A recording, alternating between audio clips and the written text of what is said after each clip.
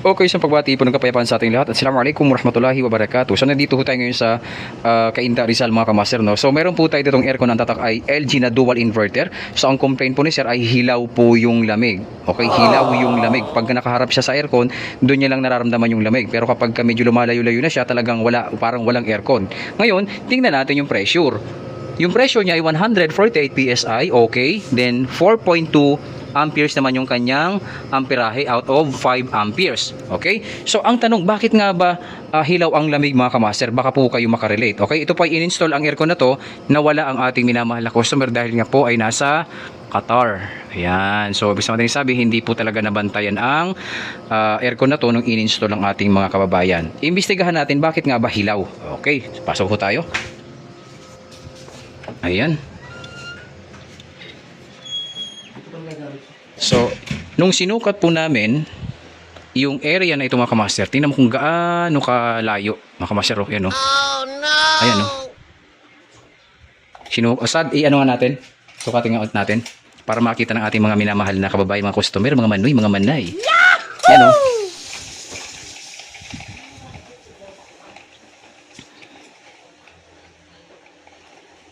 Tingnan natin.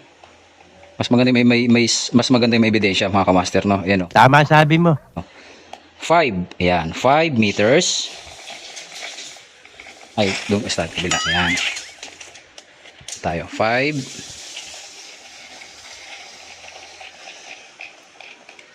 by 6. 11. Nako po, 11. Oh no. 11 by, para lang makita ng ating mga minamahal na customer, 11 by 6. Yan, 11 by 6 by, yan, 6.5. Yan, 6.5. So, kukwentahin muna natin mga kamaster, okay? So, ayun mga kamaster, no, base sa ating computation, 11 by 6.5 ang ating nakuhang sukat sa bahay na ito. So lumabas 71 square meter. Ngayon kapag ginamitan po natin siya ng formula, lalabas 42,900 BTU ang kailangan sa loob ng bahay na ito, sa sala, sa living room, para makapagpalamig. Eh ang problema mga kamaster, 12,000 BTU lamang ho ito. Kaya hindi niya po kayang palamigin ang buong kwarto na ito, itong buong sala na ito. Napakalaki talaga mga kamaster, no. Ayan o. Tapos meron pa sa taas. O yan o. Oh no! Ayan o. High ceiling pa ho yan o. Kaya yung nararamdaman po ni sir, na ang nirereklamo ni sir na talagang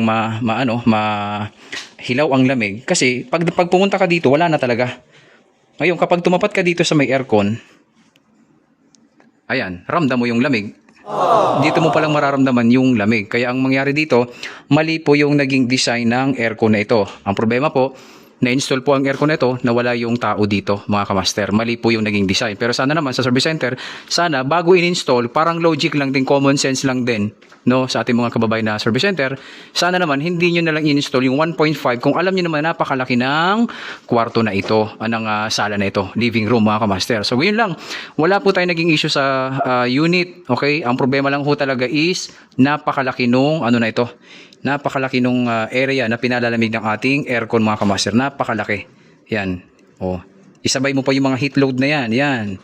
Yung mga refrigerator na yan. So talagang kukulangin po talaga yung 1.5 horsepower natin na 12,000 BTU kumpara mo dun sa requirements na 42,900 BTU. Ayan o, yung ating computation. Kasi 71 square meter.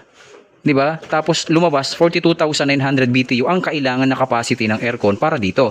So 12,000 BTU, napaka undercharge, under capacity po yung ating aircon kumpara mo sa laki ng pinalalamig ng sala na ito mga kamaster. Okay, so ganun lamang ko kasimple. Huwag na natin pahirapan nating sarili kung bakit nga ba hilaw ang lamig, kasi nga po napakalaki ng area responsibility ng ating aircon kumpara mo dun sa liit ng capacity ng aircon nito mga kamaster. Kaya hindi talaga siya lalamig basta-basta. Pag tumapat ka, malamig. Pero pag pumunta ka na dito, wala na. Parang ordinaryong ordinaryong hangin lang talaga mga kamaster. Okay, so ang problema po na ito, hindi po sa aircon. Okay, ang problema po na ito ay yung laki ng area na pinalalamig ng aircon nito na LG dual inverter mga kamaster. Sana nakatulong itong munting video na ating ibinahagi sa ating mga kababayan na technician na bago po tayo mag-install ng aircon, isurvey po muna natin. Pero ang problema dito, mamaya nandito na yung unit, nabili na ng unit na hindi na survey, hindi nakapagtanong kung saan-saan na mga mahalagang information. So nabili na, syempre yung mga service center natin kinabit na lang. So hindi natin alam ang totoong history. Ang mahalaga dito, nalaman ng ating minamahal na customer at kaya pala hindi kayang palamigin dahil sobrang liit ng aircon kumpara mo sa laki ng area na pinalalamig niya mga kamasters. Bahala ka sa buhay mo. Ginusto mo yan. Ito ho. So yun ho. So talagang hindi po talaga kaya. Ang dito mga kamaster ay floor mounted po talaga ang kailangan dito mga kamaster. Okay, so maraming salamat po sa inyong lahat at assalamualaikum warahmatullahi wabarakatuh.